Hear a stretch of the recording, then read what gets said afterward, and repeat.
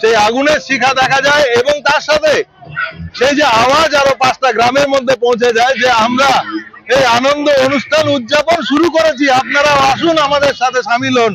ঠিক একই রকম ভাবে এখানেও আমাদের এই সমাজে আজকে যেমন গান নৃত্য এগুলোর মাধ্যমে এখানকার মাথাভাঙা সামাজিক সমাজ এটা উদযাপন করছে, এটা খুব সাধুবাদ দেয় এবং তার সঙ্গে আবার আপনাদেরকে প্রত্যেককে আবার অন্তর থেকে এই দোল এবং বসন্ত উৎসবের শুভেচ্ছা জানাই। দেখতে থাকুন, সঙ্গে থাকুন, আমি ভবঘুরে তথা দেবভোর যে ফেসবুক পেজ সেটা সঙ্গে থাকুন এবং আপনাদের সুচিন্তিত মন্তব্য কাম্য। ধন্যবাদ মন থেকে।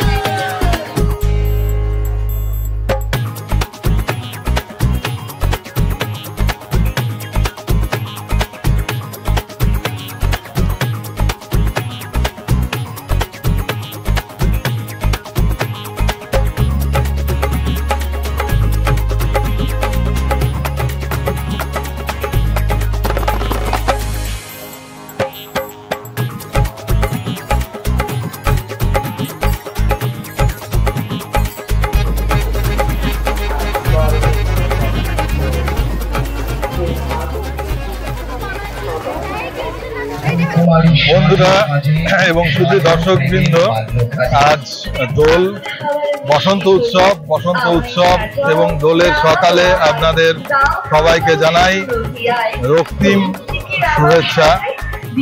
আজ প্রকৃতি যেরকম তার সাজে সেজেছে, ঋতুর পরিবর্তন হয়েছে, অর্থাৎ ঠান্ডা কমে গেছে, শীত কমে গেছে, উত্তরের হাওয়া বন্ধ হয়েছে, ধীরে ধীরে পশ্চিমের হাওয়া, পূবের হাওয়া শুরু হয়েছে। সমস্ত কিছু সূচিত হচ্ছে প্রকৃতিতে। পুরনো বৎসর অন্ত হয়ে নতুন বৎসরের সূচনা প্রকৃতি দিচ্ছে। ডালে ডালে পাতায় পাতায় নতুন পাতা গজিয়েছে গাছের, নতুন ফুল বিভিন্ন রঙে, শিমুল, পলাশ, মাদার রেঙে উঠেছে। পাখিরা যারা শীতে প্রায় মুহ্যমান হয়েছিল তারা আবার কাকলি শুরু করেছে। মাটির ভেতর থেকে বিভিন্ন কীট পতঙ্গ, ব্যাঙ আদি এরা বেরিয়েছে।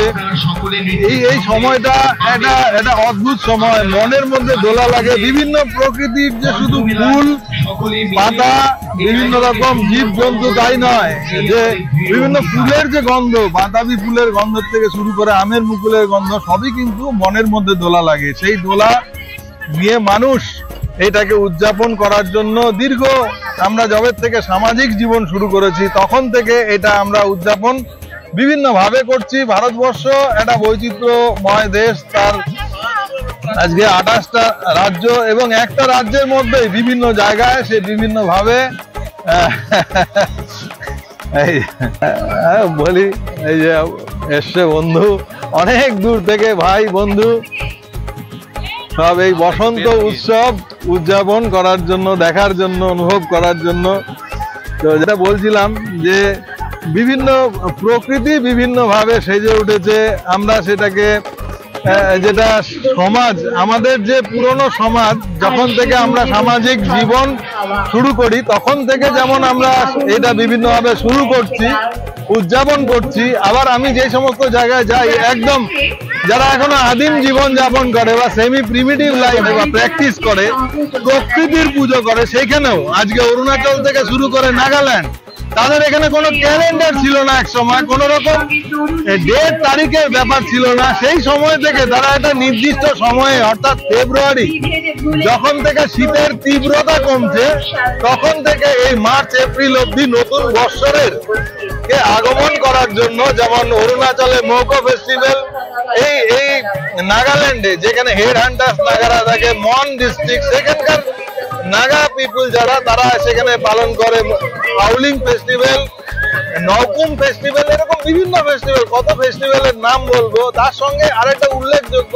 যে দোলের প্রথম দিন যেটা করা হয়, আমাদের এখানে বলা হয় মেরা পুরানো বা বুড়ির ঘর পুরানো, এরকম অনেক জায়গায় বিভিন্ন ভাবে বিভিন্ন নামে অবহিত করা হয়, বা হোলিকা দহন বলা হয়। ঠিক একই রকম ভাবে সেই সমস্ত জায়গা যেগুলোর নাম বললাম, যারা প্রকৃতির পুজো করে, অর্থাৎ অরুণাচল থেকে শুরু করে এই যে ফেস্টিভ্যাল গুলোর নাম বললাম, সেখানেও একই রকম ভাবে অনুষ্ঠান সূচিত হয় বিভিন্ন পুরনো যে শস্যের অবশিষ্ট অংশ, গাছপালা কাঠ, সেগুলোকে আগুন ধরিয়ে এবং সেখানে তাদের ভাষায় বিভিন্ন উচ্চারণ করে সেই আওয়াজ করে আর 5টা গ্রাম যাতে বুঝতে পারে সেই আগুনের শিখা দেখা যায় এবং তার সাথে সেই যে আওয়াজ আরো 5টা গ্রামের মধ্যে পৌঁছে যায় যে আমরা আনন্দ অনুষ্ঠান উদযাপন শুরু করেছি, আপনারা আসুন আমাদের সাথে সামিল হন।